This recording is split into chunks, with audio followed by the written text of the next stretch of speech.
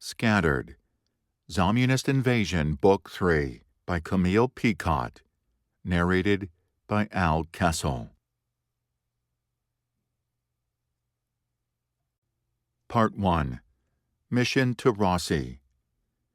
Chapter 1. Riders. While Leo and his team embarked on their mission to Luma Bridge, the rest of the snipers had missions of their own. Anger boiled in Anton's blood as he leaned low over the back of his horse. In his mind's eye, he kept seeing Mr. and Mrs. Craig in the back of the open-top Jeep with the KGB and Russian soldiers. The memory made him want to simultaneously vomit and burn shit down. He could hardly believe his big brother had turned his back on the Craigs. Leo was so focused on blowing up a fucking bridge, he was willing to sell out friends in the name of the mission. Well, Leo could have his fucking bridge. Anton wasn't turning his back on the Craigs. Anton was an orphan now. He, Leo, and Lena had lost their mom to cancer before the Soviet invasion. They'd lost their dad to the fucking Russians. Hell if he was going to let his friend, Tate Craig, end up an orphan too. Beside him, Tate gripped the black mane of his horse. Stealth and Thunder were both retired stallions from the junior college. They galloped down the hand-picked dirt road that led away from Pole Mountain. The Chiquinos had been family friends with the Craigs forever. They'd grown up having sleepovers together. Mrs. Craig made the best pumpkin bread in all of West County and always gave them several loaves every Thanksgiving. They'd already lost Jim Craig, the oldest of the Craig brothers, to the communist bastards less than a week ago. They weren't going to lose any more Craigs to this damn war, not if Anton had anything to say about it. The horses hit the bottom of Pole Mountain and raced through the Chiquino apple orchard, heading toward the two-lane highway that bordered the family farm. "What are we going to do now?" Tate yelled over the thunder of the horse hooves. Anton had secretly been wondering the same thing. They wouldn't be able to catch the KGB Jeep. It had too much of a head start. That was the main reason Leo put the kibosh on the rescue mission to begin with. There was no way to catch the Craigs before their captors got them to Rossi. But football games weren't always won with muscle. Strategy could trump muscle. He and Tate were going to have to outthink the Russians if they wanted any chance of rescuing Mr. and Mrs. Craig.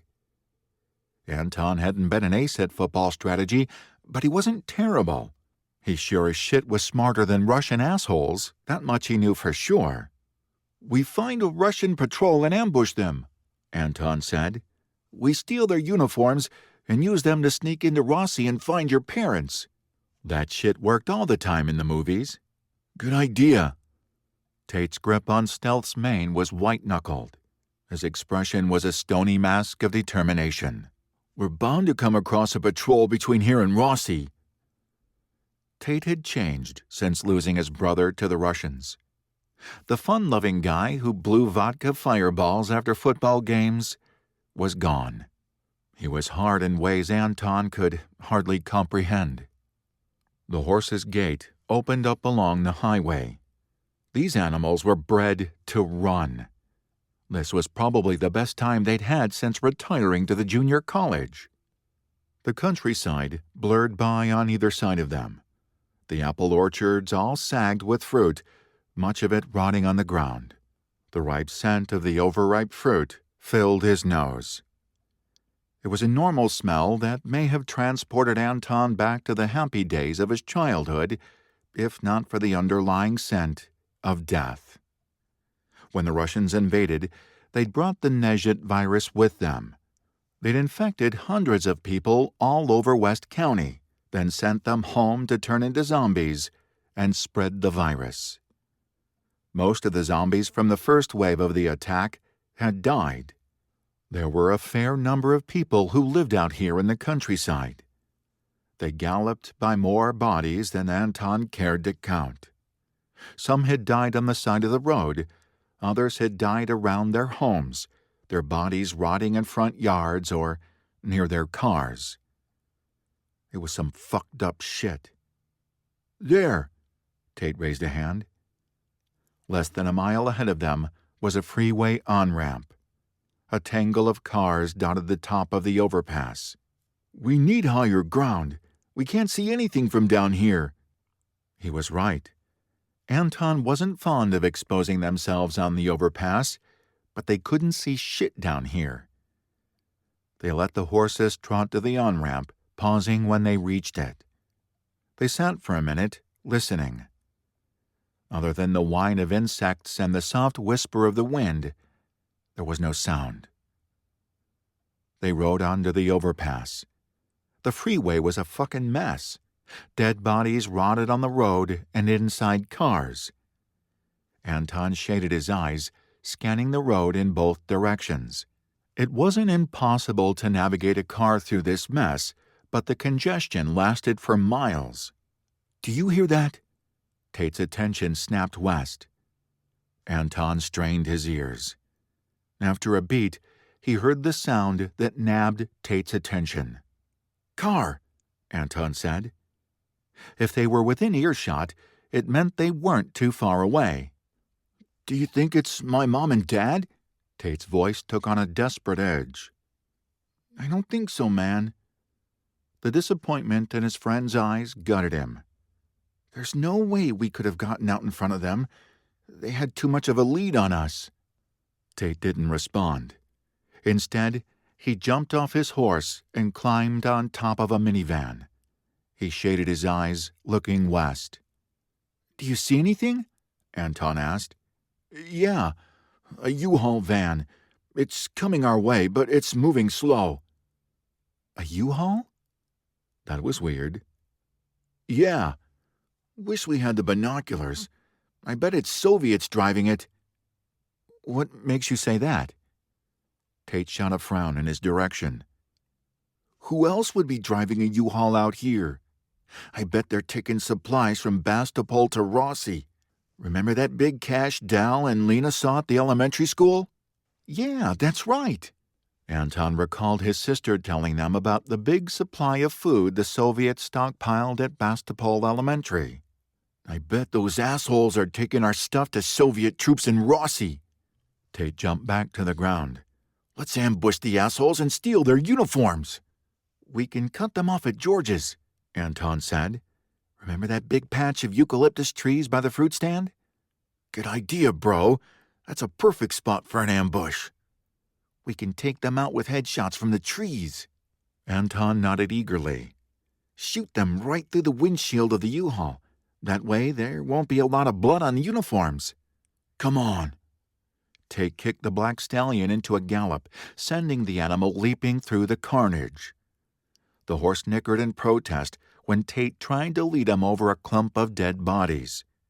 Stealth sidestepped, then bolted past the bodies. The poor animals were as traumatized by the war as the rest of them. Anton kneed thunder, taking off after Tate.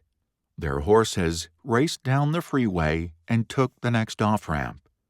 More farmland dotted this part of Bastopol. Anton and Tate galloped through the orchards, taking a shortcut across the land to George's fruit stand. George's was a converted barn that sat next to the freeway. The Russians would drive right by the barn on their way to Rossi. It was the perfect place for an ambush. The fruit stand was a popular place to buy local produce. Mrs. George, a renowned baker, made the best cookies in all of West County. Anton's mother always bought cookies for the family when she came here to shop. Anton tracked the U-Haul with his ears. Determination tightened his chest. They could do this. Up ahead was the tall stand of eucalyptus trees that grew along the road next to George's. In wordless agreement, Anton and Tate leaned over their animals and urged them straight for the trees at a dead run. The horses ran so fast, Anton's eyes watered. They were 50 yards from the trees when Anton slowed thunder. The animal's chest heaved from the exertion, his coat lathered with sweat. Anton gave him a pat before sliding to the ground. He and Tate left the horses behind several tall stacks of corn bins near the barn. Side by side, they raced toward the eucalyptus trees. Anton gripped his stolen Soviet machine gun and ducked behind a tall tree. God, it smelled like hell. Not even the pungent scent of the eucalyptus could cover up the stink of the dead. He glanced at the hulking wooden structure of the barn, thinking there must be a lot of dead inside those walls for the air to stink this badly. "They're coming." Tate ducked behind a second tree. The freeway was badly clogged here. George's was a popular place. Anton had no doubt the place had been busy when the Russian bastards attacked. That worked to their advantage now. There would be no quick way through the cars for the Soviets, especially with the U-Haul. Anton aimed the machine gun at the freeway, mouth dry with anticipation of the ambush. The U-Haul came into view, threading its way through the vehicles.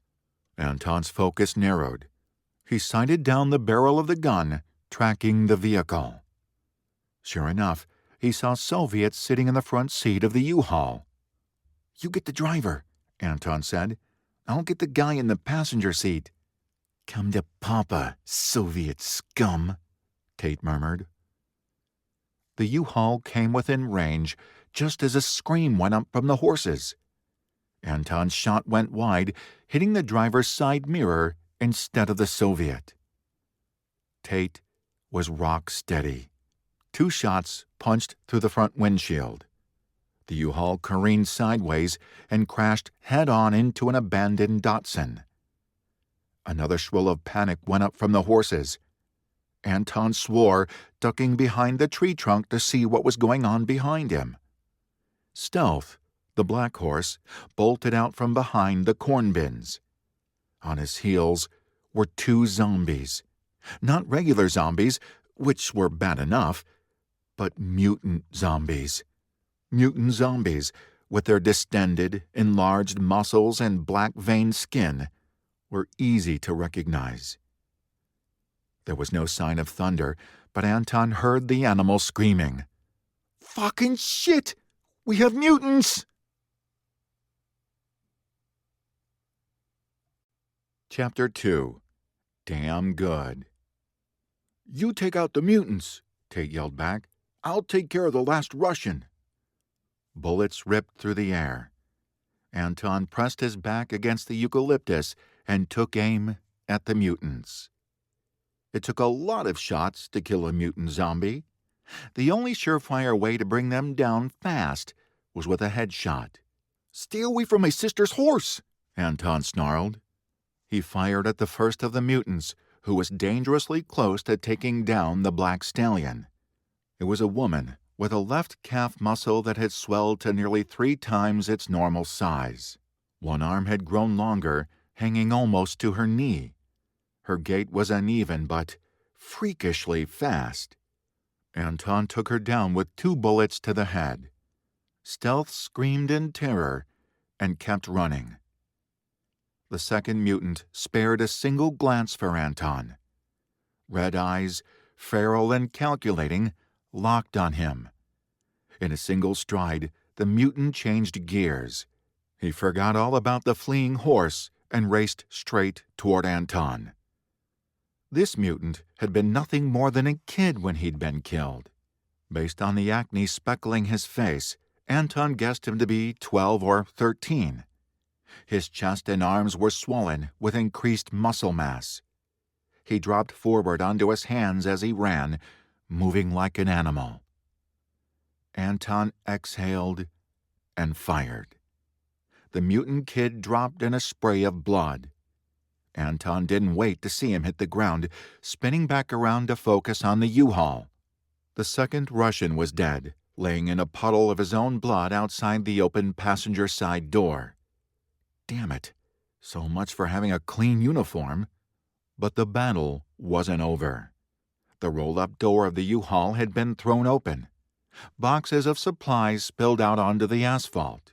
Jars of broken tomato sauce glistened on the pavement. Cans of corn and peas rolled among the shattered jars of sauce. In the middle of the supplies were 2 more Soviets. Fucking shit. They must have been riding inside the U-Haul. The assholes had taken cover behind the van and now sprayed bullets into the clump of trees where Anton and Tate hid. He felt the bullets thud into the front of his tree. Tate recklessly exposed himself, leaning around the tree to return fire. Another whinny had Anton whipping back around. Thunder staggered around the side of the corn bins, 2 mutants attached to his flanks. Blood and gore was everywhere. Anton felt his chest seize. He fired, but this time not at the mutants. He brought Thunder down, sparing the poor animal a painful death. Killing such a beautiful animal hurt as much as knowing they just lost one of their rides out of here. The mutants bore the carcass to the ground. Anton had destroyed the head when he killed Thunder, but that didn't stop the mutants. They scraped at the dirt, pulling up mashed remains of brain matter and shoving them into their mouths. The sight made Anton sick. The only saving grace was that the mutants were momentarily distracted. Anton took advantage of the moment to take them out. He spun back around to the road. Shouting from the Russians had gained intensity. Anton saw why. 2 mutants had emerged onto the road. They bounded over vehicles, closing in on the battle scene. They were going for the Russians. Good. Let the fuckers have Soviets. Between Tate and the zombies, the assholes didn't stand a chance. A mutant woman leaped over the hood of the car nearest to Anton. She was on him before he had time to jerk his gun around. She hit him so hard they both rolled across the ground. Tree roots crunched against his spine and rib cage. The machine gun flew from his hands. The mutant rolled to a stop only a few feet from him. Anton lunged for his gun. The mutant was faster. She sprang across the distance and tackled him a second time. They rolled. Somehow, she ended up beneath Anton. This should have meant he had the advantage, but the mutant had both hands locked around his neck. She squeezed, nostrils flaring with anticipation as he choked for air. She looked to have been in her mid-20s when she was infected. There was dried blood all over her face and neck. Red irises locked on him. Anton felt like he was caught in the crosshairs of a demon. Her grip was crushing his windpipe. Anton tried to pry her hands away, but her fingers were too strong. Panic overtook him. He forgot all about the hunting knife strapped to his belt and instead shoved his index finger straight into her eye socket. If he hadn't been on the verge of choking to death, he would have cringed at the slick feeling of the eyeball popping beneath his finger. As it was, he could barely breathe. He was too desperate to do anything more than distantly register the sensation. The mutant shrieked.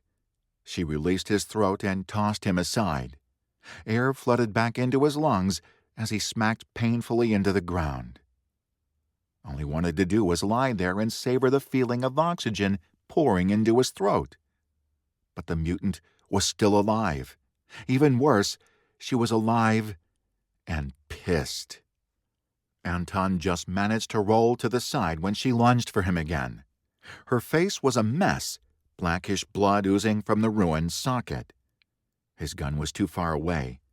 Tate was still locked in a shootout with the Russians. If Anton was going to survive the next 10 seconds, he'd have to pull a rabbit out of the hat. His mind flashed briefly to his brother. Leo had been a genius at pulling rabbits out of the hat on the football field. Even as a young kid, Anton had been aware of how all the other kids, even the older ones, looked to Leo for leadership. Everything always came so goddamn easy to his big brother. He'd had the hottest girl in school and a football scholarship to one of the best college teams in the country. He even had decent grades. Anton didn't have the same magic as Leo. He could never throw as far. He could never lead the way Leo did. And he had girls, but it wasn't the same as having a girlfriend. He never had the knack for turning around a game like Leo did. But he wasn't incompetent either. Hell, if not always for standing in Leo's shadow, Anton would have looked pretty damn good. Damn good was all he had to work with. It would have to be enough if he didn't want his brains to end up in the stomach of the fucking mutant.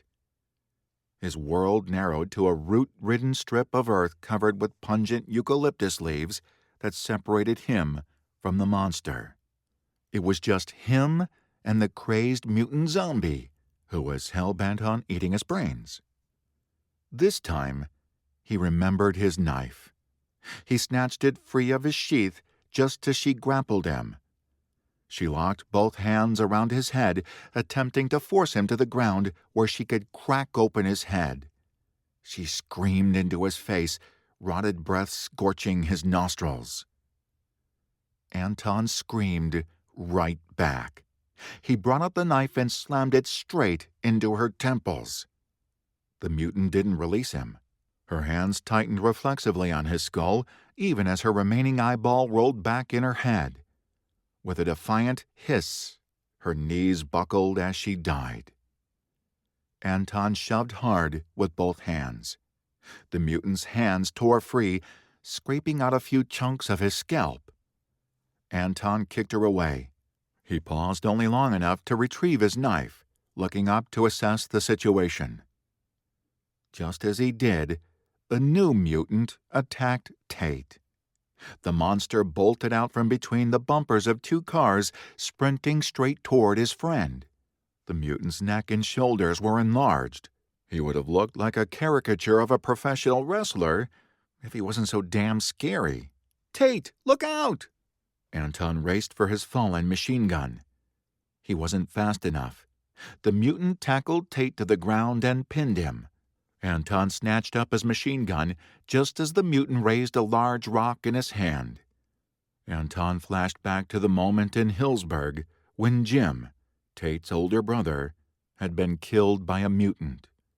No fucking way he was going to lose another Craig brother to a mutant, not on his watch. The rock came down. Tate managed to jerk his head to the side and avoid the worst of the blow. The rock came up a second time. Anton fired, bullets hitting the hand that held the rock. The mutant screamed in pain.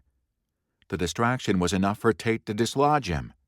He shoved the mutant aside, snatched the .22 he wore on his belt, and pointed it at the monster. Bullets flew from the .22. The mutant's head went red. Tate emptied his magazine, roaring in wordless rage. The gun clicked empty. Silence fell, punctuated only by the whine of insects. No more shots came from the Russians. From the other side of the U-Haul came soft slurping sounds. The sound might have made Anton queasy, if not for the fact that Russians were being eaten by their own monster. Anton knelt on the ground to peer beneath the vehicles. "Only one mutant left," Anton reported. "The Russians are all dead. We should split up. You go around the back, I'll go around the front." Tate wordlessly grabbed his machine gun and took off. Anton headed in the opposite direction. They attacked simultaneously, opening fire as they each came around the side of the U-Haul. The mutant was so busy eating Soviet brains he was caught unaware. Anton and Tate took him out with headshots. With the enemy down, Anton took a moment to gather himself. His gaze traveled across the field to the carcass of Thunder. The sight of the dead horse hurt. The fucking Russian invaders reaped destruction with every second they remained here on American soil. Stealth was still alive. Anton spotted the horse standing in a prune orchard a quarter of a mile away from the fruit stand. They hadn't lost everything in this battle with the Russians. Mostly everything, but not everything. These assholes got their heads cracked open. Their uniforms are in pretty good shape. Tate towed one of the dead Soviets on the back of the U-Haul. You're a good friend. You should go back to the cabin.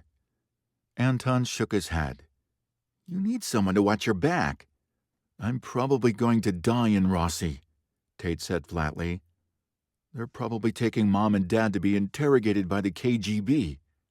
My best guess is that they'll be held at the Rossi police station in one of the jail cells. The place will be crawling with Soviets. Tate's hands bunched into fists. I'd rather die trying to rescue them than live another 80 years knowing I did nothing to help them. I have to do this, even if it means I don't come back. Anton searched for the right words. God, what he wouldn't give to have Leo's natural charisma. They're going to want the sniper's location, Anton said at last. That was the hardest truth to swallow. Mr. and Mrs. Craig would be used against them. The best way for me to protect my family is to help get your parents out of the hands of the KGB. You could die. At best, it will be a suicide mission. At worst, you'll get yourself captured. He tuned out the memory of Leo's words. I could turn around now and get eaten by a mutant on the way home. We're safer and stronger together. Thanks, man. I owe you my life. Tate heaved one of the dead mutants aside. Come on, let's get changed. Chapter 3. Into Rossi. After a short debate, Anton and Tate decided to leave Stealth behind and take a car. The horse was already tired from the hard ride from Pole Mountain. Asking him to carry 2 full-grown men all the way to Rossi would have been a tall order for a fresh horse. Anton hoped the animals survived. He felt bad ditching him, but in truth it may have been the kinder thing to do. They were going into the hornet's nest after all. Once they had changed into their Soviet disguises, they picked a plain white pickup to take them to Rossi. The plan was simple. They'd stick to the country roads and, hopefully, avoid all patrols. They'd ditch the truck when they were a few miles out of town and go the rest of the way on foot. Once they reached the city limits, they'd make their way to the town jail and hope to God they could find the Craigs. As he and Tate pulled a rotting corpse out of the pickup, uneasiness turned in his gut. Anton heard his brother's voice again.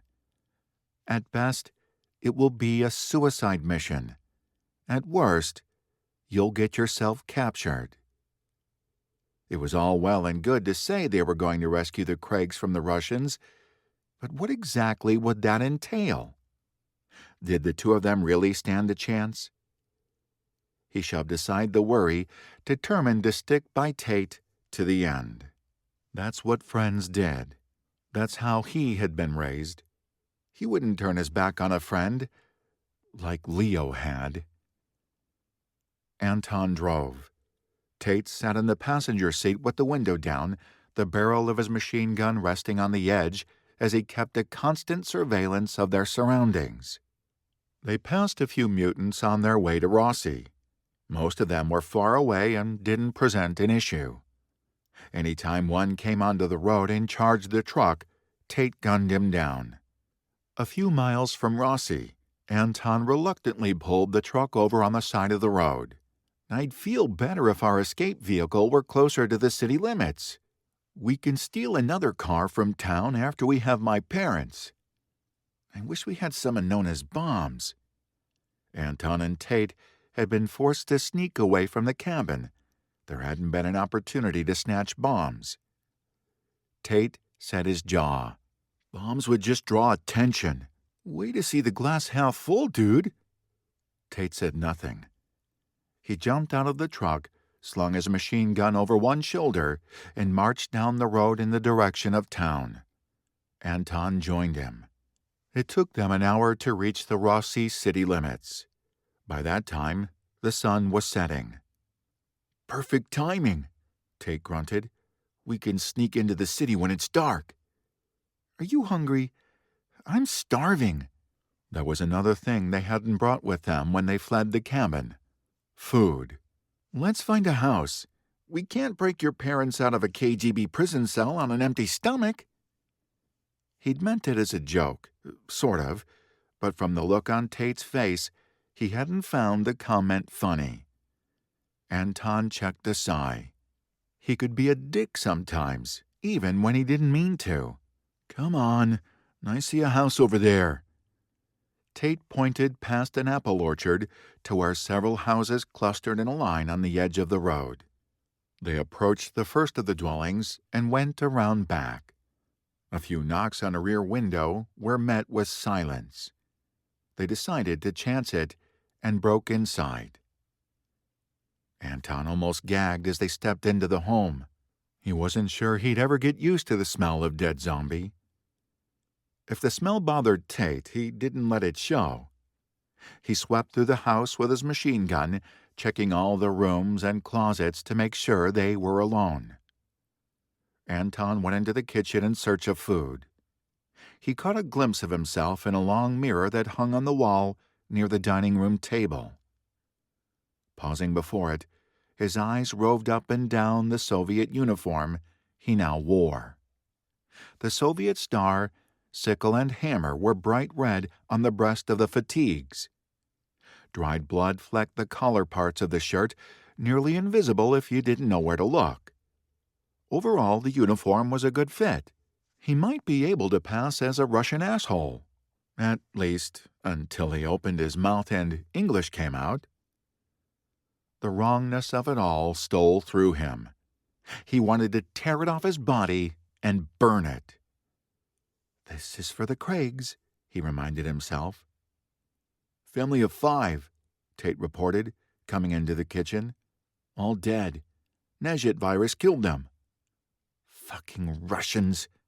Anton tore himself away from the mirror and turned his mind to more important matters. Food. Pulling a few cans of refried beans out of a cupboard, he tossed them onto the counter with a can opener. He left Tate to dig in while he searched the rest of the cabinets.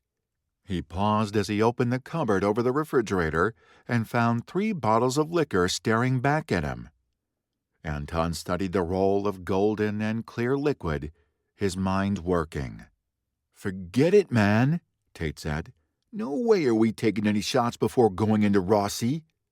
"That's not what I was thinking." Anton plucked out a bottle of bourbon. He was tall enough that he could reach the cupboard without a stool. "What does this look like to you?" He set the bottle onto the counter in front of Tate, who shoved refried beans into his mouth. "Like a bottle of Jim Beam?" "Right, but what else?" Anton's excitement rose as his idea solidified. "I don't know." Tate's voice was edged with impatience. "It looks like a bomb in the making." Anton couldn't help grinning with pride as he swept his hand in the direction of the liquor cabinet. "We have 3 large bombs in the making." "Dude!" Tate stood up so fast he knocked over the stool he'd been sitting on.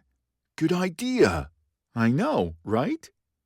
Anton returned to the cabinet, pulling out the rest of the bottles. "How about that for improvisation?" "Better than a quarterback sneak. I was full of shit when I said our mission was better off without bombs." "I know, man." Anton considered the bottles. "They'll be heavy to carry." He hadn't thought about that when he first cooked up this scheme. "They're worth their weight." Tate dug through drawers, pulling out a fistful of towels when he found them.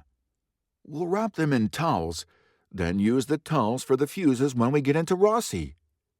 They found some backpacks, yet another thing they'd ridden off without, and a lighter. After filling their stomachs, They wrapped the liquor bottles in the towels and shoved them into the backpacks. Anton felt the heaviness of foreboding as he settled the backpack across his shoulders. He ignored the feeling, reminding himself that his friends needed him. Chapter 4. Bodies. Anton had been experiencing the Russian occupation and the zombie apocalypse for almost 2 weeks now. Despite this, nothing prepared him for the sight of Rossi. It was the pile of bodies mounded in the middle of a dirt lot that said it all. It looked like the dead had been rounded up with a bulldozer. Anton was glad it was dark. Even so, the moon was big enough that he could see various body parts. Black veins of infection showed on many of the bodies, indicating death by Nejet virus, but there were plenty that had been straight-out murdered. The abandoned dirt lot had been home to a pumpkin patch in the autumn and a Christmas tree lot in the winter. The overlay of his memories against the slaughter was like a punch in the gut. He'd seen the slaughter in Bastopol. Hell, if not for Leo, he'd have been infected or gunned down like most of his varsity football friends. Conceptually, he'd known what things must have been like in Rossi, where there were 10 times more people. But seeing that pile of dead bodies changed something inside of him. He knew he'd carry it with him for the rest of his life. That pile was the reason they were fighting so hard against the Russians. It was the reason Leo was leading the mission to Luma Bridge. For the first time since running away from Pole Mountain with Tate, Anton felt like a stupid, impulsive teenager. He'd been so caught up in his friend's pain, in his own grief over being an orphan, he hadn't been able to see the long game. Leo had seen the long game. Leo always saw the long game.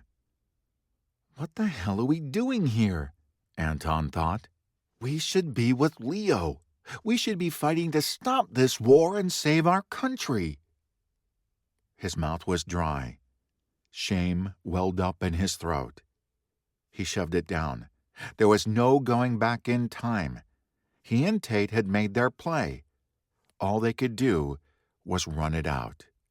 Remember, man, Tate said, our mission is to get Mom and Dad. That's it. We break them out and get the hell out of Rossi. What's our play? Anton asked. To get to the jail, I mean. I delivered pizzas in Rossi when I went to the junior college, Tate said. I know every back alley and shortcut in town. Come on. They hustled across the dirt lot, skirting the bodies. The smell was almost enough to make Anton lose his dinner. Past the former Christmas tree lot were several blocks of run-down, 2-story apartments with peeling brown paint. Tate led them through the maze of buildings. The parking lots scattered throughout the complex were eerily clear of bodies, though Anton saw plenty of bloodstains and more than a few stray body parts that had been missed by the cleanup crew.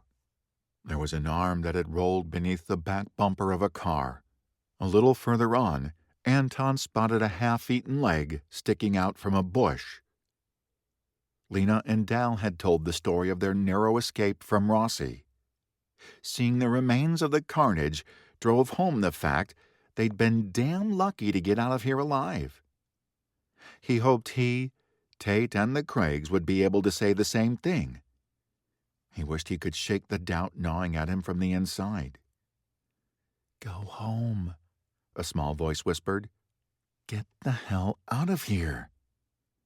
Anton ignored it. They reached the far end of the apartment complex and popped out onto a main boulevard. This, too, had been cleared of carnage. All that remained of the invasion were pools of dried blood on the ground. What had it been like at the height of the Nejet virus? It wasn't a stretch for Anton to imagine infected people running through the streets like rabid animals, hunting anything and everything that moved. The abandoned and wrecked cars had been pushed to one side of the street. They looked like they'd been shoved aside with a bulldozer.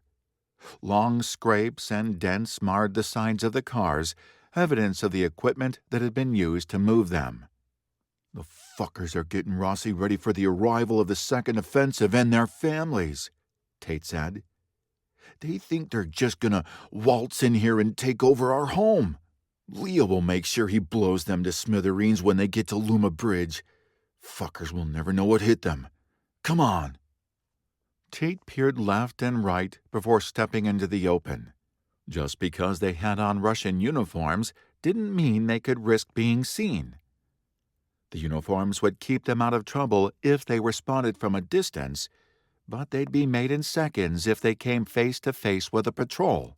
Lena was the only one of them who could speak Russian.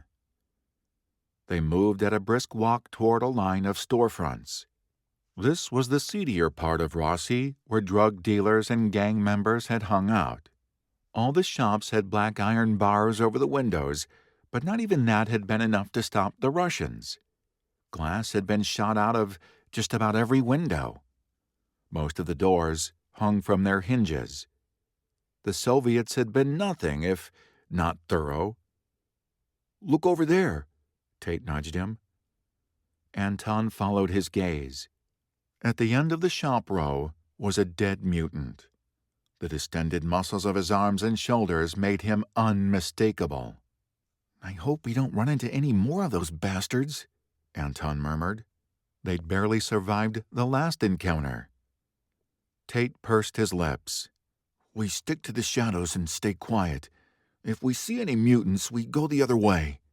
His friend hustled away, leading the way around the back of the shops.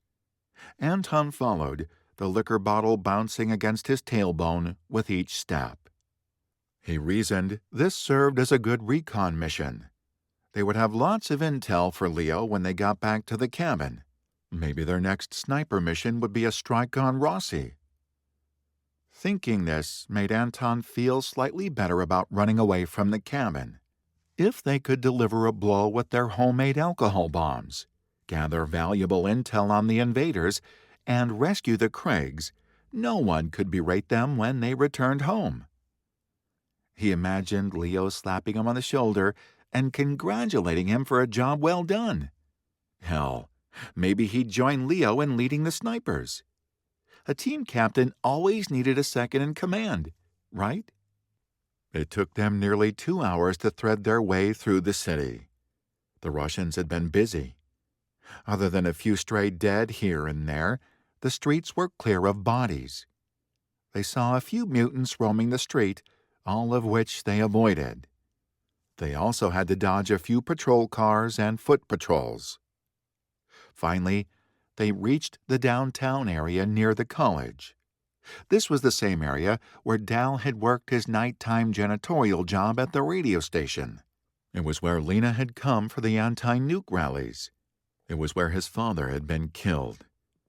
As a general rule of thumb, Anton tried not to think about his dad. It felt like poking an open wound with a fork. Anton avoided it most of the time, but as Tate led them through downtown Rossi, he found his thoughts continuously straying to his father. What had his final moments been like? Had his death been quick? What would have happened if he'd never left the farm that day? Would he still be alive? Would Lena and Dal have made it home without his sacrifice? The sound of car engines reached his ears. He and Tate crouched in the shadow of an alleyway beside a dumpster. A minute later, 3 open-top jeeps rumbled past. They were packed with armed Russians.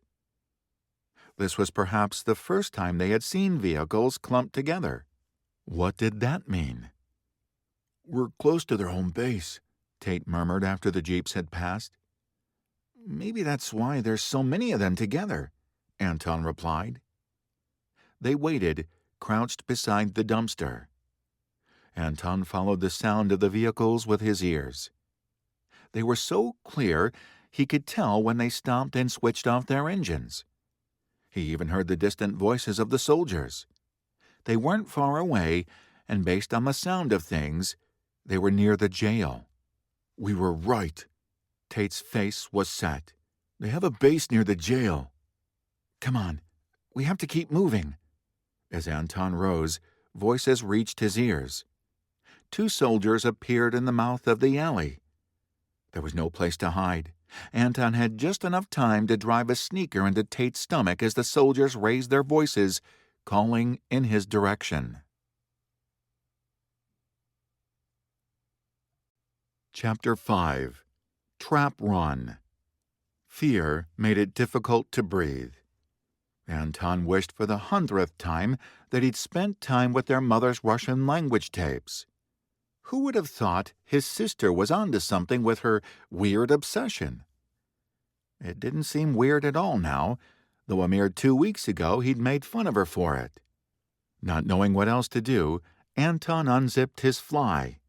He waved a vague hand at the 2 Soviets, pretending to be engrossed in his task. In truth, it was nearly impossible to pee when all he wanted to do was bolt. But if he didn't actually piss, the Soviets might get suspicious. Sweat broke out along his neck and face as he threw all his attention at his dick. He was so intent on his mission that he ended up pissing all over Tate's left shoe. His friends scrunched up as Anton readjusted his aim. The Russians called to him a second time. Apparently, they didn't believe in giving a guy privacy when he was taking a piss. Anton ignored them, hoping he looked engrossed in his task. Every nerve in his body stood on end. If they insisted on speaking to him, they were fucked. His eyes shifted to the machine gun that hung around his neck. If he made a distraction, maybe Tate could get away. Without warning, the Russians laughed and sauntered off. Anton stayed where he was, every muscle primed to fight. He zipped up his fly, half expecting the silhouettes of the Soviets to return to the mouth of the alley. "Are they gone?" Tate whispered. "Yeah, I think so. That was close." Fucking understatement of the year. Anton's sense of dread rapidly grew to monstrous proportions. He did not have a good feeling about any of this. "Let's get a bird's-eye view." Tate scrambled to his feet, heading for a fire escape ladder Anton hadn't noticed. Even though it was a good 8 feet off the ground, it was within reach for the tall boys. With a running head start, they jumped and grabbed the lowest rung. Minutes later, the 2 of them crouched on the rooftop of the 2-story downtown building. They crept to the edge of the roof and peered out over the city. Anton saw the big antennas from Dal's radio station and the tall brick buildings of the junior college. The police station and county jail were no more than half a mile west of them. A mere 2 blocks from where they were hiding, chain-link construction site fencing had been erected. It stretched for blocks. Big portable lights had been set up, which blared up into the night. Based on the lights, they could see the zone took up 20 city blocks. They'd nearly blundered right into the heart of the Soviet occupation zone. It was a good location. They had the police station with the weapons, communication systems, and jail cells. The surrounding downtown buildings had plenty of housing for the soldiers, especially now that the locals had been zombified and cleared out. The police station was near the center of the compound, which meant they had to get past a whole pile of Russians just to get to the jail. After that, they had to break into the jail, break the Craigs out of jail, then get back out of the compound. "What if your parents aren't in there?" he whispered. Tate didn't look at him. "They are." "But what if they aren't?" Tate turned a narrow-eyed gaze on him. Anton almost didn't recognize his friend. "If they aren't in the jail, then we keep looking until we find them." Anton studied the scene. What would Leo do? His brother had called this a suicide mission. There was a reason he wasn't here. Screw that, Anton chided himself. He and Tate could figure this out. They'd help Leo take on the Russians in Hillsburg. They could do this. Oh, shit, he breathed. What? Tate demanded. Anton grabbed his rifle. Resting the butt on his shoulder, he peered through the scope for a better view. He scanned the nearest section of the perimeter, following the flood of lights. There, on the edge of the fencing, was a hydraulic lift, the platform raised above the lights. The top of the lift was smudged with shadow, but Anton had keen vision. He'd always taken pride in his eyesight. Tonight was the first time he'd ever wished he was as blind as a bat. "What is it?" Tate hissed beside him. Anton didn't answer. His mouth was too dry. He couldn't take his eyes off the two figures who had been lashed to the top of the lift. It was Mr. and Mrs. Craig. Their legs splayed out in front of them, their arms secured to the back of the lift. Even half obscured by darkness, Anton recognized them. It was impossible to tell if they were dead or alive. He heard Tate shift as he raised his own machine gun to look down the scope. Anton knew the moment his friends spotted his parents. Tate jerked, nearly dropping his gun. Breath rasped in and out of his nose. "No fucking way!" Tate's voice was strained. Anton heard the tears that threatened to explode. Emotions raged within his own chest. "No fucking way," Tate said again. "We have to get them down. He started back toward the ladder. Anton's stomach flip-flopped. He grabbed Tate by the shoulder and spun him around. "We can't go down there, man." Tate blinked at him in confusion. "What are you talking about? Mom and Dad are—" Anton felt like the biggest asshole on the planet. "It's a trap run."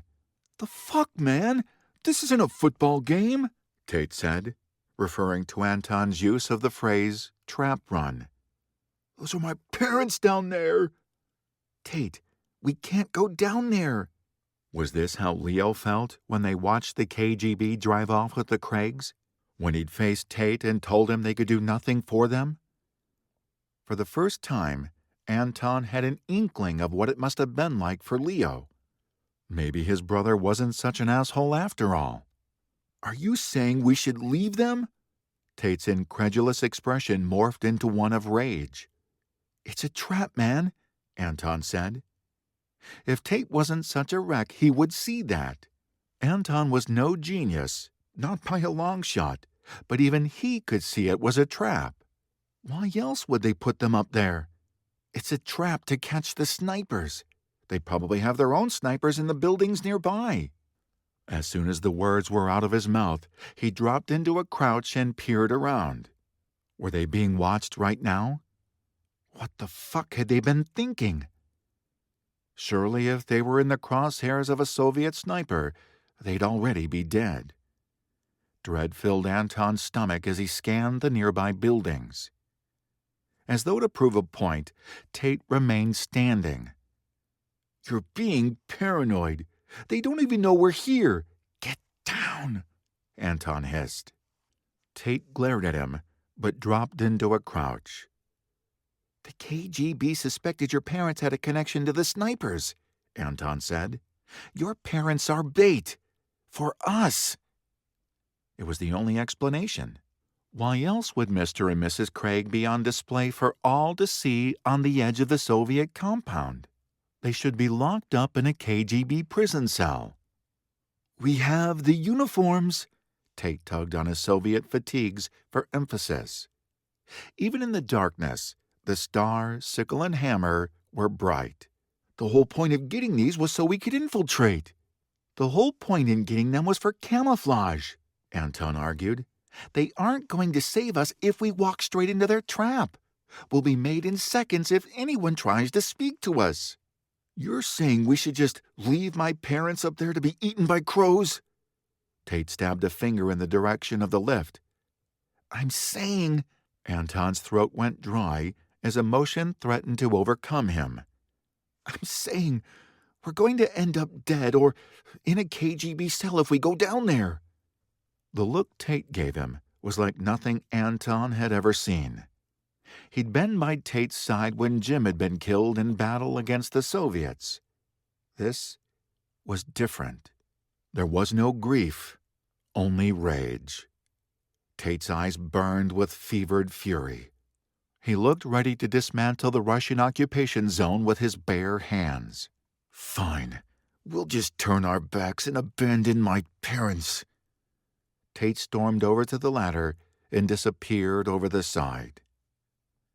They didn't even know if Tate's parents were still alive. For all they knew, it could be 2 dead bodies on top of that lift.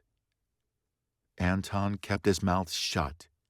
Pointing that out would help nothing. As he dropped back to the ground in the alleyway, Anton laid a hand on Tate's shoulder. "Look, man, I'm sorry. I really am. I know." Tate's fist came out of nowhere, striking Anton hard in the side of the jaw. He reeled backward, trying to make sense of the attack when Tate punched him a second time. This time, the blow landed near his temple. Anton staggered and fell to his knees. The world dipped and swayed. "Tate, what?" "Go home, man." Tate loomed in front of him. The world still spun. Anton raised his hands in feeble defense. When Tate hit him a third time, he dropped to the ground, struggling to stay conscious. Tate snatched his backpack and took off at a run, sprinting for the far end of the alley. He disappeared out of sight as Anton struggled to his hands and knees. Fuck. This was worse than getting sacked by a 300-pound linebacker. At least in football, he had a helmet. Had Tate been trying to give him a concussion? Anton stifled a groan, pressing a hand to his forehead. He had to find Tate and make him see reason. They had to get the fuck out of Rossi before they got themselves killed. A soft sound caught his attention, the sound of a shoe crunching against the pavement. Tate. Thank God he'd come to his senses and come back. Still on all fours, Anton lifted his head and came face to face with 2 Soviet patrollers. They called out a question, scanning the alley as though looking for a threat. They thought Anton was one of them and that someone had attacked him. He stared up at them, knowing he was about to be made. The first word he uttered would condemn him. If he fired, he'd bring the whole goddamn Russian compound down on his head. The result was the same, no matter what he did. Fuck it. If he had to go down, the least he could do was try and warn Tate. "Tate, if you can hear me, run!" Anton screamed. The eyes of the Soviets widened in realization. They charged, shouting in alarm. Anton fumbled for his gun, but his head was still woozy. The butt of a rifle smashed into the side of his face.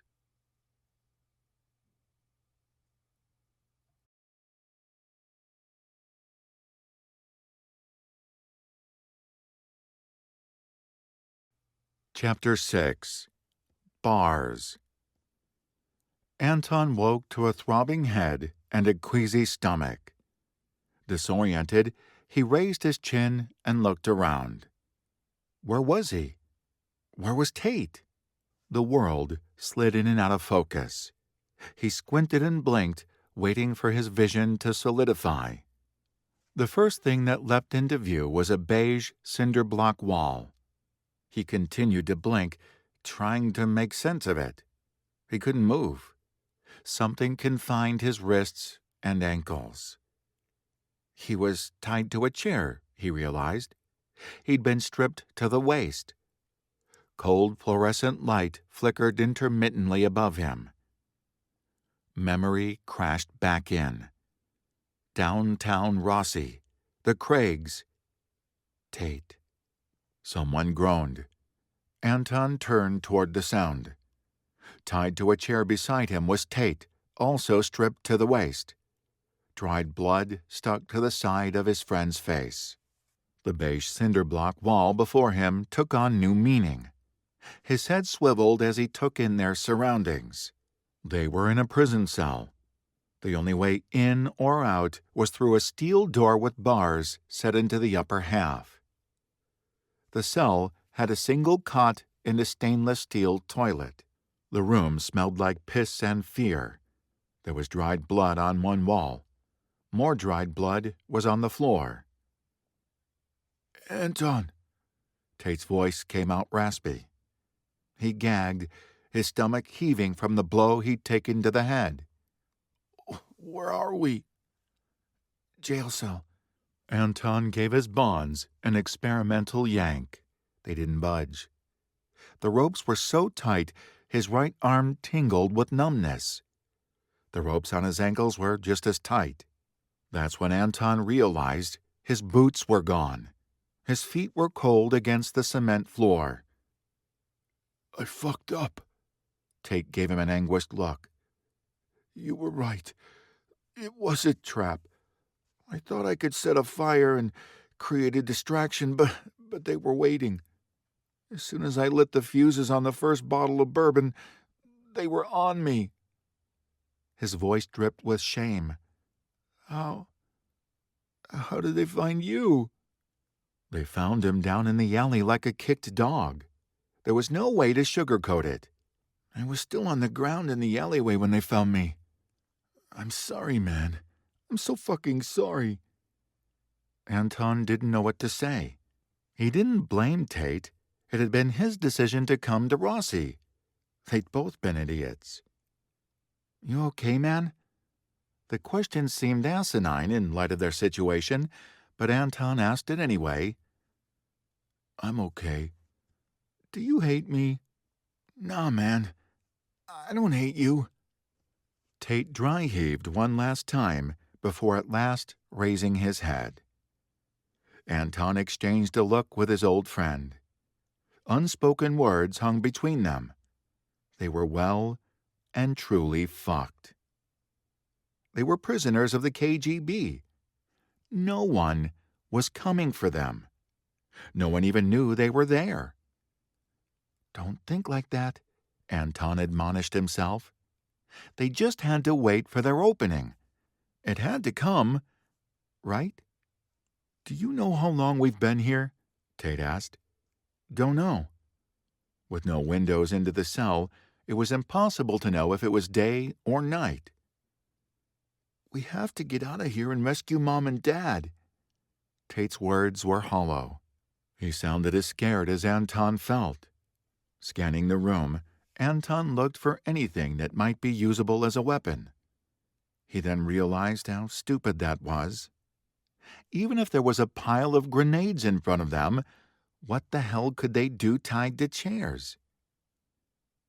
"Tate, man, we gotta get out of these chairs." Anton pressed his feet to the floor. The legs of his chair grated loudly against the cement as he attempted to move it. "Can you untie me?" He angled his chair, trying to back it up against Tate's. A scream filled the air. It came from nearby, maybe in the cell next to theirs. It went on and on and on. Anton's mouth went dry. The scream pierced him all the way to the marrow. He wished he'd been able to rush the Russians and die on the barrel of their machine guns. The scream broke off. The person was babbling now, begging for mercy. A door slammed. Boots rang sharply on the cement outside their cell. A second later, Anton saw 3 men march by. His breath froze in his throat as one of the men paused to look through the bars into their cell. He had a neatly trimmed mustache and dark hair. On the breast of his uniform was the KGB patch. The man locked eyes with Anton. The edges of his mustache curled as he smiled coldly at him. Anton felt sick with fear. "Don't worry," the man said in thickly accented English. "You're next, little sniper." He disappeared from sight. Anton struggled to catch his breath as terror hammered in his blood. "Calm the fuck down," he ordered himself. "Suck it up. You got yourself into this mess. You can get through this." He could only imagine what Leo would say if he saw him. "Anton." He distantly realized Tate had been calling his name. He shifted his attention, once again focusing on his chair. He inched it across the floor, heading for Tate. He had to focus on getting out of here. His left arm pinched between the chairs as he finally got wedged up against Tate. "Hold still," Tate said. "What else can I do, man?" "You know what I mean. Just hold still so I can untie you." Tate's fingers slid against his wrists. "Can you get closer?" Anton pushed against the floor. The pain in his left arm increased, but he ignored it. "How's that?" "Better."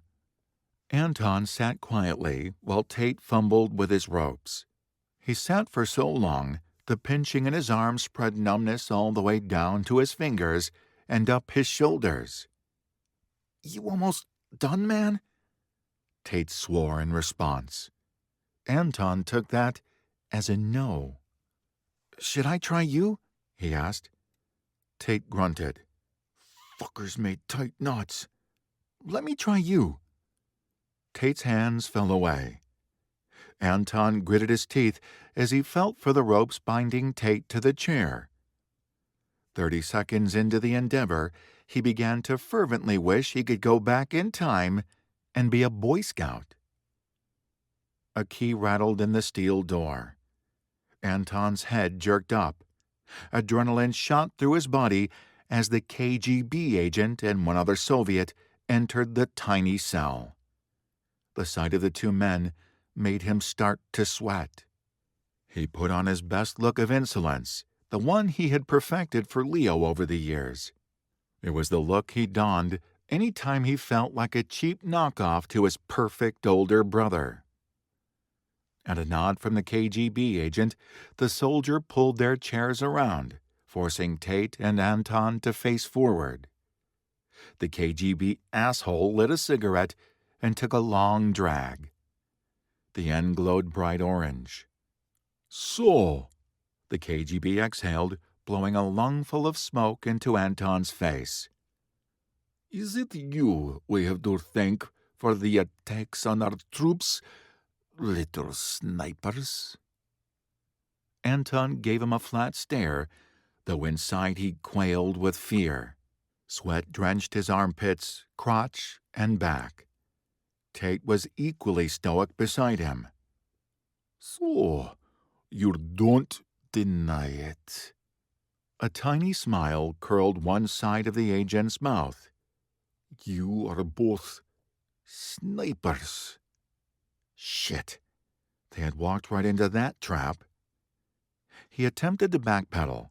"We aren't snipers," he scoffed. "I mean, we're good shots, but we aren't snipers." The agent moved without warning.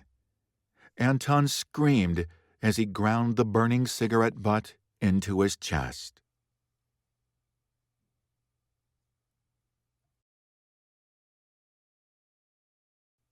Chapter 7. Cigarettes. The pain was unlike anything Anton had ever experienced before. He snapped his teeth shut, hissing as the pain went through him like an electrical current. "It will be better for you if you don't lie." The agent looked at his soldier and flicked his fingers. The first punch hit Anton across the jaw. His head rang. The second blow landed before he had a chance to recover. Pain radiated through his face and head. The asshole had a wedding ring on his punching hand. Anton felt his skin split when the fist landed. He closed his eyes as the blows rained down, throwing all his concentration into staying silent. He would not cry out. He would not. Beside him, Tate let out a long hiss. Anton opened his eyes just long enough to see the KGB agent snubbing a cigarette on Tate's chest. The soldier stepped away from Anton. His head hung limp as he struggled to catch his breath. He'd taken plenty of hits on the football field over the years, but nothing prepared him for this. He sucked in great gulps of air as waves of pain rolled through his head and neck. Under the direction of the KGB agent, the soldier shifted his attention to Tate and began pummeling the shit out of his face and head. "Fuck you guys," Tate snarled. "I won't tell you a fucking thing." The KGB agent smiled in amusement as he relit the cigarette. His asshole lackey just kept beating the shit out of Tate. "Just tell us where your base is, and this will all be over," the agent said. Anton was insanely thankful for all those times Leo had pissed him off. He had distilled defiant glares down to a science. As the agent loomed over him, cigarette smoke fluting out of his nostrils, Anton gave the bastard his most derisive glare. The agent shoved the glowing cigarette ember against the side of his neck. The smile behind his mustache was gleeful. Anton couldn't quite suppress the scream that wanted to burst from his lungs. A groan burbled from his throat as pain seared through him. "We want the location of your base," the agent said, once again lighting the cigarette. "Give us what we want, and we'll kill you quickly. There is no need for suffering." Anton forced himself to think of his family, of Nona, Lena, Leo, Dal, and everyone else who now lived at the cabin with them. He would not give them up. No fucking way. He would die like a broken dog here in this cell before selling out his family. The cigarette came down again, this time burning against his ribcage. Anton sucked in great gulps of air. It took all his willpower not to scream. Beside him, the soldier took a break from Tate's face. The KGB agent passed him a lit cigarette. Tate's eyes narrowed in defiance as the soldier blew smoke into his face. "Fuck you," Tate said. The cigarette butt came down. "Fuck you," Tate said again, staring up in defiance at the soldier who grinned at him like a manic devil. In almost the same instant, the KGB agent punched Anton in the ribcage. The blow landed right on top of the fresh cigarette burn. Anton clenched his jaw, tamping down the need to bellow in pain. As he leveled his best "fuck you" look at the communist bastard, he saw the glee in the other man's eyes. These guys liked hurting people. What sort of sick fuck enjoyed inflicting pain? When his dad taught them to hunt, he'd always emphasized the importance of making a clean kill. If you didn't have a clean shot, you let the animal go. There was a reverence for life these Russian assholes didn't share. As blows rained down on him, Anton dully realized this was his chance. The chance he'd waited for his entire life. A chance to outshine Leo. Leo had all the advantages. First, he was the oldest, which meant he literally got to be first at everything. Second, he was so fucking good at everything. Whether it was playing ball, snagging the hottest girl, or... shit, he was even good at apple farming. He made his own compost from turkey shit. In just 1 year, they'd seen a 15% increase in crop yield from that pile of shit his brother had cooked into fertilizer. But Leo had never been to a Russian torture chamber. Nope, that was Anton's honor. Here was his chance to be first. Finally. A wild laugh broke from his throat.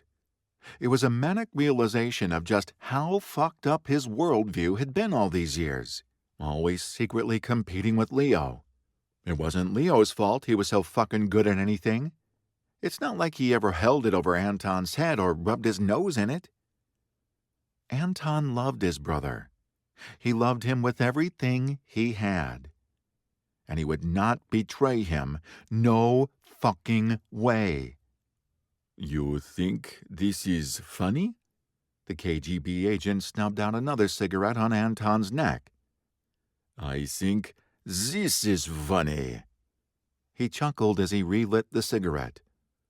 Hurting American scum is a good time, don't you think? He glanced at the soldier who was laying into Tate's chest and torso with his fists. The agent rattled off a string of Russian. The soldier paused, flashing a quick grin at the agent. He said something, then went back to beating Tate. He thinks this is a good time, too, the agent said to Anton. And you know what it's like when you're having a good time. You never want it to end. The cigarette came down again, this time on the side of Anton's throbbing jaw. You're such a pretty boy, the agent purred. I'm going to enjoy ruining this pretty face. The burning butt was relit and reapplied to his jaw. Anton nearly choked on the agony. Sweat rolled into his eyes. His body trembled from the stress. He kept his teeth clamped shut as the Soviet fucker lit a new cigarette. You can end the pain anytime. Just tell us the location of your home base. Breath rasped in and out of his nose. He was dimly aware of saliva dripping from his mouth. Even though his head was a throbbing mass of pain, Anton managed to twist his face into a defiant sneer. Go fuck yourself. The agent sighed dramatically, even though his eyes glinted with glee. The accumulated embers on the end of the cigarette crunched against the side of Anton's face, burning him yet again. There. You're not so pretty anymore. Another blow came down, hitting him so hard his chair tipped over. The agent crouched over him, rolling up the sleeves of his jacket. The cigarette was back in his mouth. He sucked in gulps of smoke, exhaling out of his nose. A smoke wreath crowned his head, backlit by the flickering light bulb. Watching the fucker slowly roll up the sleeves of his jacket was like watching an oncoming car in slow motion. Anton tensed, preparing for the blows.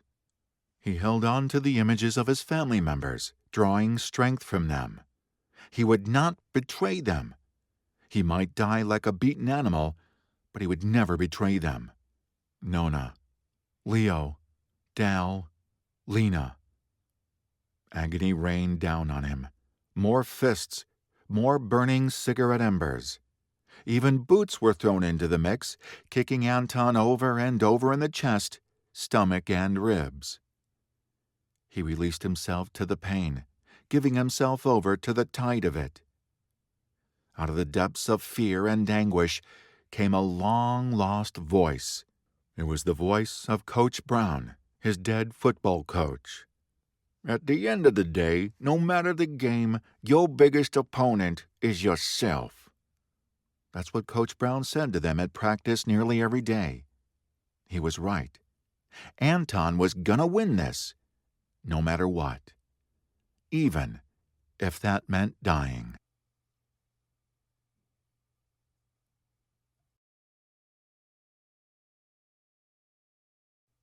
Chapter 8.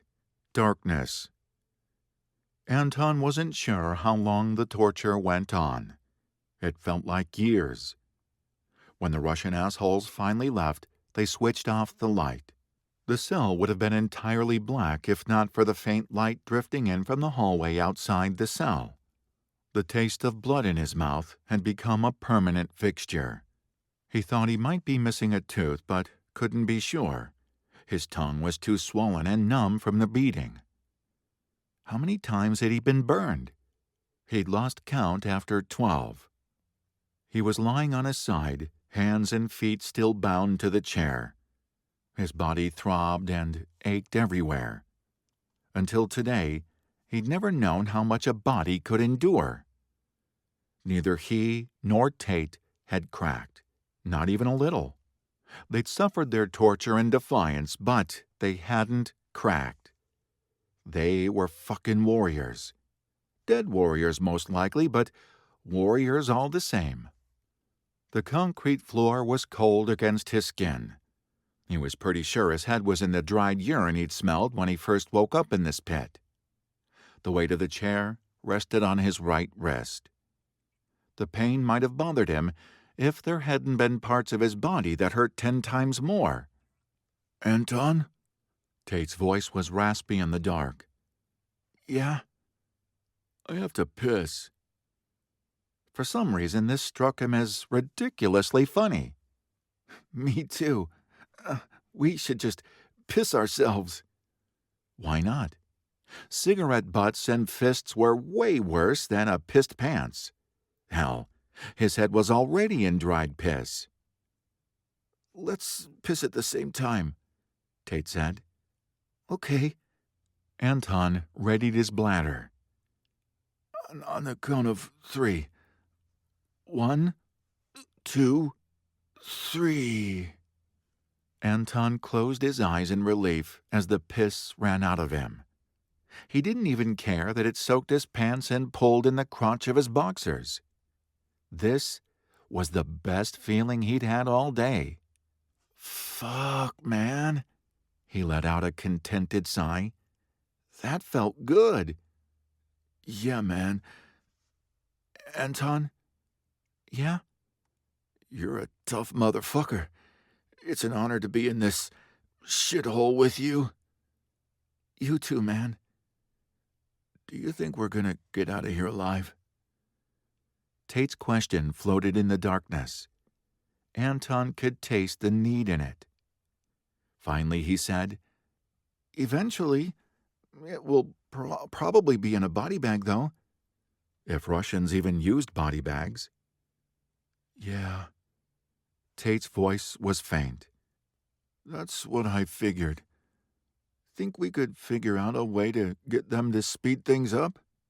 This just might be the best idea either of them had had all day. "We could give them a fake location." "Think they'd buy it?" "We have to make it convincing." Anton considered this. It was nice to have something besides his aching body to focus on. "What about the old cistern near the dam?" 25 miles north of Bastopol was a big dam. It was a popular place for hiking, fishing, camping, and boating. The Chiquinos and Craigs had family campouts there a few times when they were kids. Tate didn't answer right away. Anton wondered if he remembered the time they played tag around the old cistern. Jim had accidentally punched Tate in the nose when he was trying to tag base. "The old cistern," Tate said at last. "Good idea.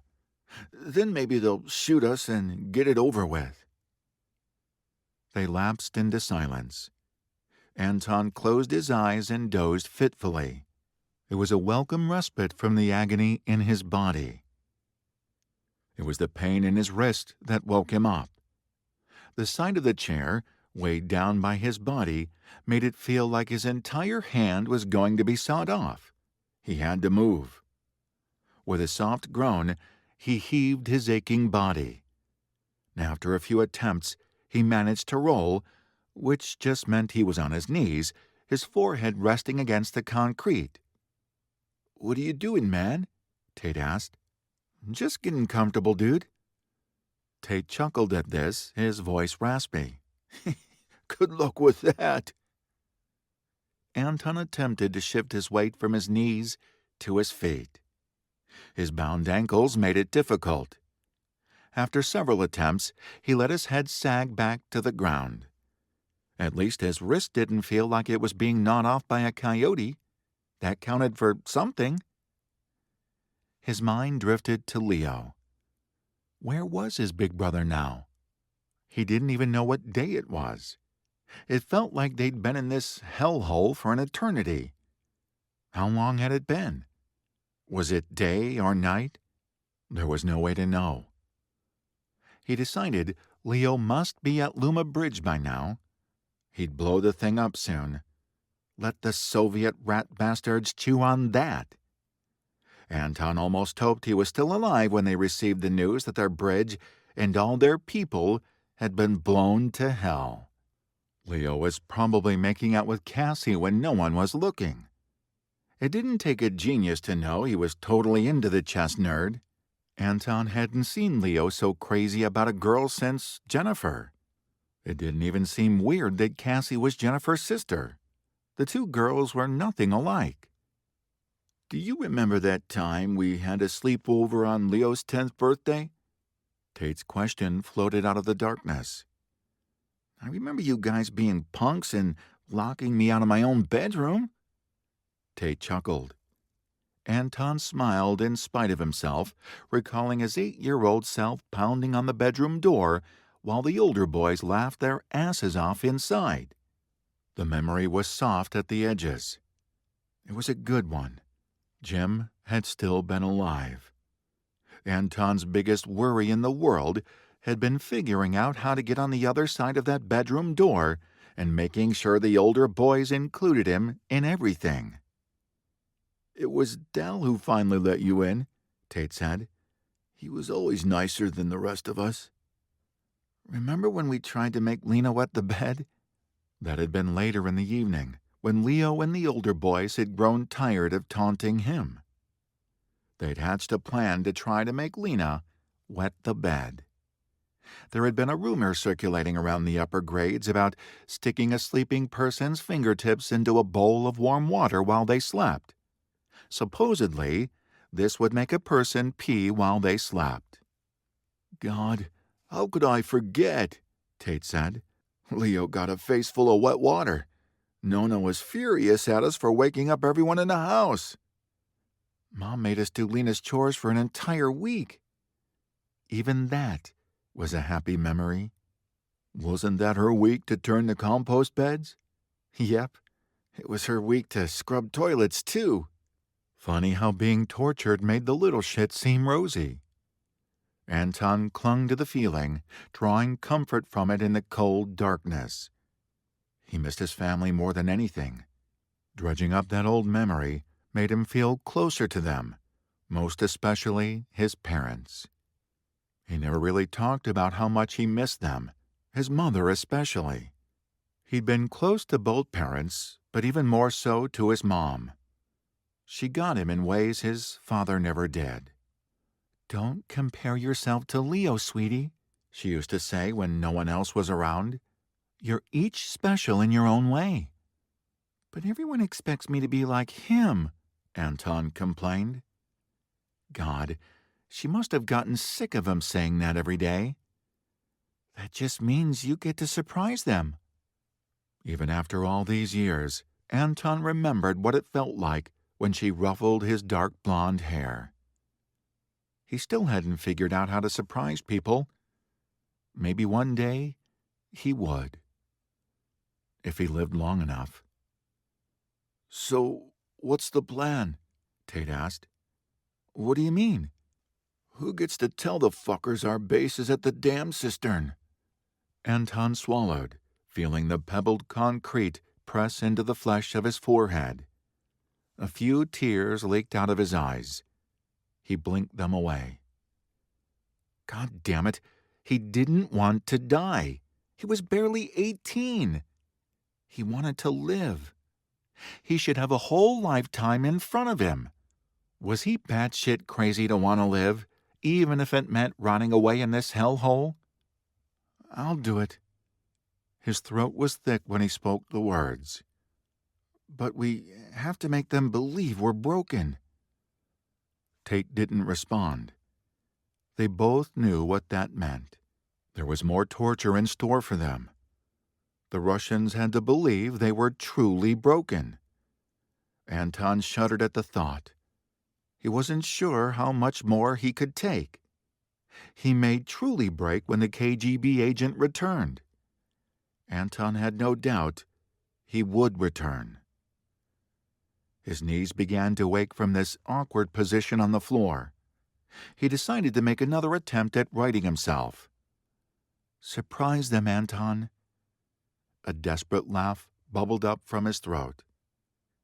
"Anton, you okay, man?" "Not really.